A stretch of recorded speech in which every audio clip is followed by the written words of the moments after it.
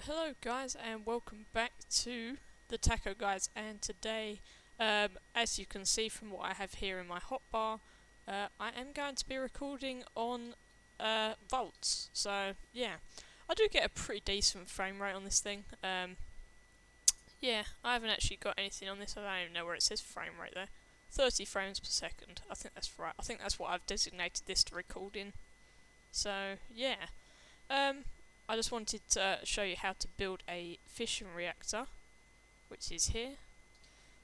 So yeah, the first thing that you're going to need to do is make yourself a base for this thing, and this just needs to be 3 by 3 like this, and then at the sides you might want to just put some extra blocks. It doesn't have to be made out of anything like strong like this, because if you do it right it's not going to explode in your face. So yeah, I'd start off by doing this. So make yourself a 5 by 5 platform, fill the rest of it in with glass, leaving the middle one of each platform empty like this. So you've now got little holes like this in the centre. Anyway, you are going to need to get yourselves your fission reactor, obviously plonk that down in the middle, and then just go over the top again with these concrete things. I think this is just what is this? This is reinforced concrete. Oh, I have radiation poisoning. Radiation 2. I must have... Ah, yes, that's why. Okay, yeah, you should probably wear a hazmat suit if you were to be doing this in survival or whatever, but what I'd recommend is just getting yourself a power suit and then using that, because that I find actually requires less. So, what we're going to need to do now is put down one of these here, and I don't know whether you do need a second one, but I am going to put a second one down, and you are going to need to put, in my way of doing things, put a second one down on this side, so 2 sticky pistons on either side like this. And then you're going to need some control rods, and I think these are just crafted out of iron in like a rod shape. Well, since it is a rod, obviously. So yeah, it's not that difficult, I don't think. Next thing, right, I'm going to need to get a thermometer. So if I just go in here, right, this one here is what we're going to need, and it gives me a 64 stack of those, which is actually quite annoying, so probably don't need the control rod anymore. And then come and put the thermometer in slap bang here next to your fission reactor on the inside. So you're just going to need to run redstone out of this thing over here like so, and then I'd just turn this warning here down to about 1700, because I don't find that it blows up on 1700, but it does vary on different servers and everything, or the computer specs or whatever. It's really weird actually. And then just grab yourself like a sign or something, just shove on the this bit here. Then you add yourself like a little message saying insert here, oh, here, and then you can do like a little arrow. Yes, you've got to insert it through this hole and into that. And I know that might have sounded a little bit weird, but oh well. And then, obviously, you're just going to want to fill the rest of this up with some water. You can just use buckets. I think this is all going to fill itself up in a sec anyway. There we go. Right, next thing to do, you're going to want to put some turbines down. And to make this the most efficient turbine thing, this here is quite efficient. You don't have to use this many. You could have it like this if you wanted. You could have it however you wanted, but yeah, just have 9 like this, because this is the most efficient way of doing it. And then grab yourself a wrench, and you can use any type of wrench. I think the quartz one works as well, so just use that.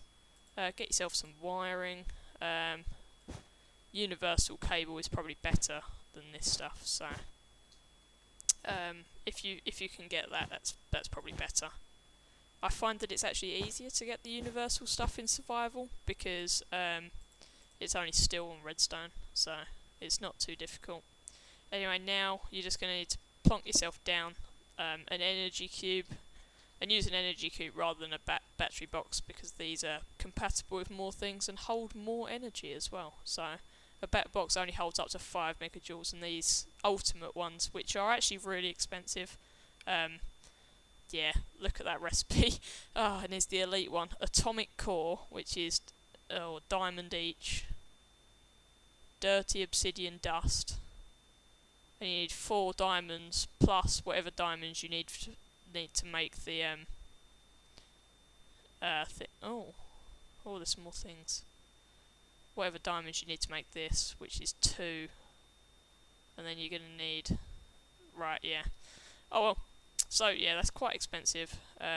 That is probably the best thing you want though, because you could have all your power sources running into all sides of this. I think there's a thing that you can use on the bottom of this as well. Yeah, there is. So you can have it plugged in all 4 sides, and then you can run whatever type of power source you want out the bottom there, whether it's Buildcraft or whatever you want to do. Anyway, so you're going to need to get yourself a fissile fuel rod, which is made by putting uranium in. If I had my inventory like this, and I had I'll do this. This is how you make a fissile fuel rod, guys. So here you go. No, that's an R. I do that weirdly. Right, there we go. So you get enriched uranium and then put empty cells on either side. It is, you can use the breeder fuel rod, but for some reason I can't seem to get it to work properly. Because it sort of heats it up, but it won't generate electricity with this fan thing. So yeah, if anyone's got any reasons for that, just tell me. Anyway, this thing's going to start heating up, and it shouldn't explode, but you never know. It's a video, so it will explode and it will go wrong.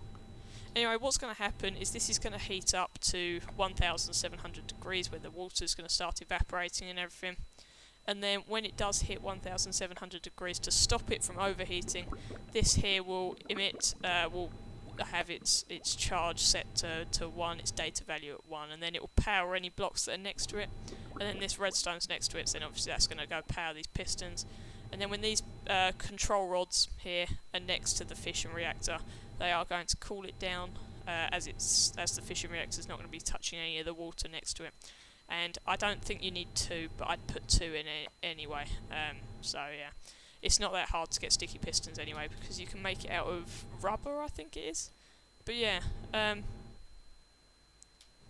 this will go faster when it does get up to the higher temperatures. I do hope it doesn't get to 0. Let's go, I don't even know whether this is right, time set 0. And now it's morning. Okay, there we go. I am quite new to Minecraft still, so I do not know the commands. So I've inserted it. Yeah. Let's spin this thing round. Oh. Oh. Oh. Oh. Oh.